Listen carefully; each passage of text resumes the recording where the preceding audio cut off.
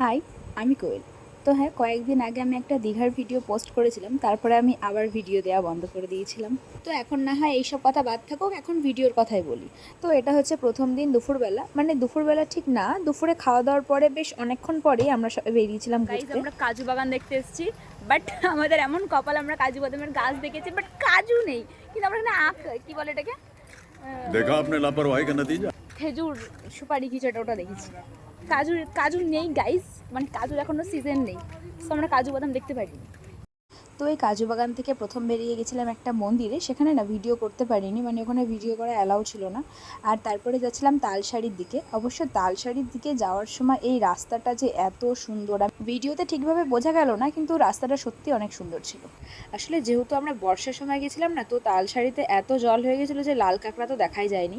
ওদিকটা গেলে দেখা যেত, কিন্তু আমাদের যেহেতু তাড়া ছিল তাই আমরা ওদিকে আর যাইনি। তাই এখানেই দাঁড়িয়ে কিছু ভিডিও ফটো তুললাম, তারপরে চলে গেলাম উদয়পুরে। উদয়পুরটাও দেখতে এত ভালো লাগছিল, কিন্তু এত লোক ছিল না যে কি আর বলবো। তারপরে গেছিলাম আরও একটা মন্দিরে। তো চলো, এই ভিডিওটা এত দূরেই থাকুক, খুব শিগগিরই আবার দেখা হবে।